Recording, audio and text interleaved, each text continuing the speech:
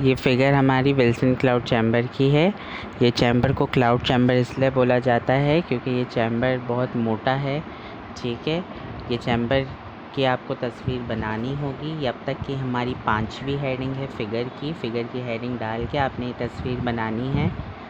ठीक है, अब तक के 4 हेडिंग हम डिस्कस कर चुके हैं, ये 5वीं हेडिंग हमारी है। ठीक है, इसमें आप देख रहे हैं कि आपके पास एक पिस्टन अटैच है, जो मैं बता रहा था फ्रिक्शन लेस है।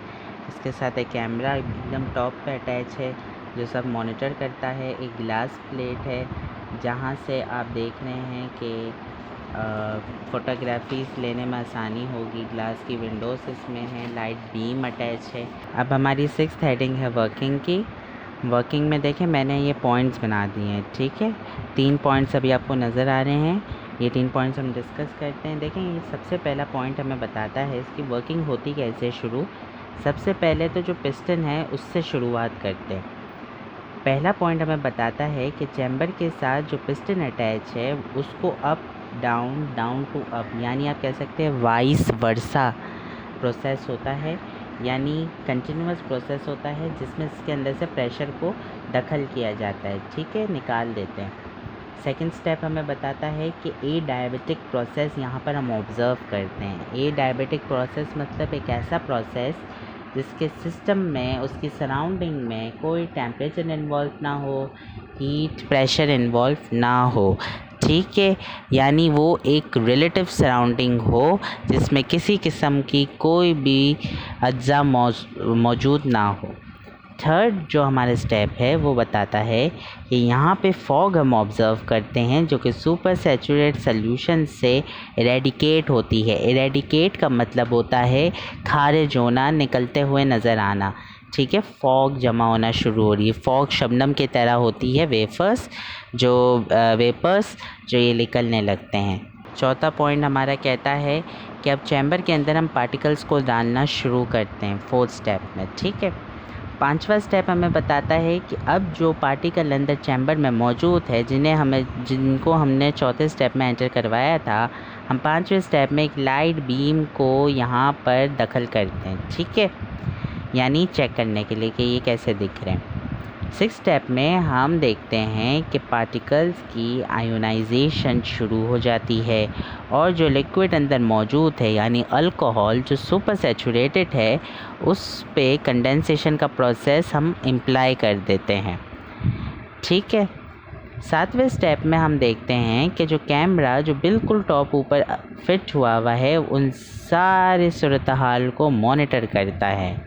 सूरत हाल को मैंने यहाँ हैपनिंग्स के नाम से यहाँ पे सिंबलाइज़ किया हुआ है, आप इसी तरीके से लिखेंगे। ठीक है, 8th स्टेप के अंदर हम देखते हैं कि एक ग्लास का विंडो जो है वो राइट साइड पे फिट है जो इस सारे प्रोसेस को देखता हुआ नज़र आता है। अब 7th हेडिंग हमारी है पाथ, ट्रैक या स्ट्रीक डायग्राम। आप ये तीनों नाम में से कोई एक नाम लिख सकते हैं। ठीक है, पॉइंट्स भी जो मैंने जितने अब तक बताएं वो आप अपनी वर्डिंग्स में भी लिख सकते हैं। अच्छा, ये फ़िगर आपने बनानी है। ठीक है, बाज़ औक़ात क्या होता है मर्तबा बच्चे एग्ज़ाम में ये फ़िगर नहीं बनाते।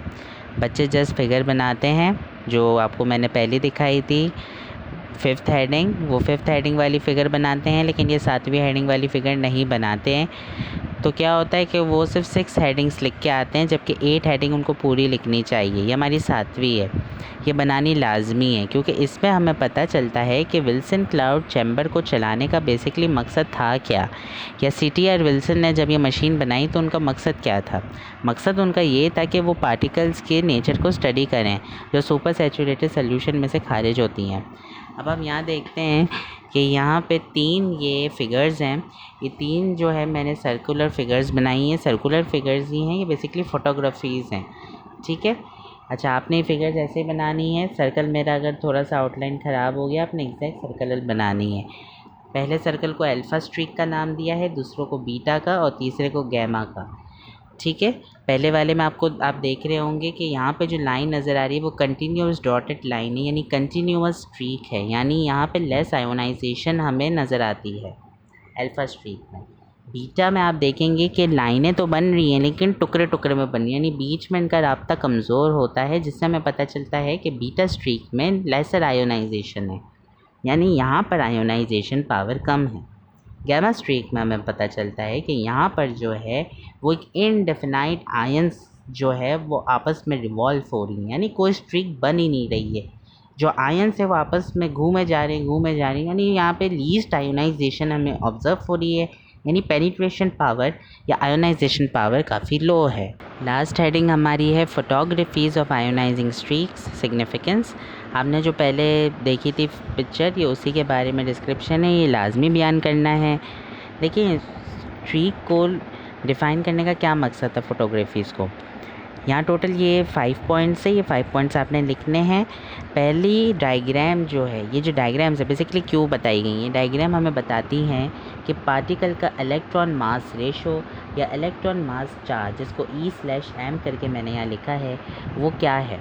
थिकनेस, मैग्नेटिक फील्ड, कंटिन्यूटी और discontinuity of electric field, ionising power and penetrating power. ठीक है।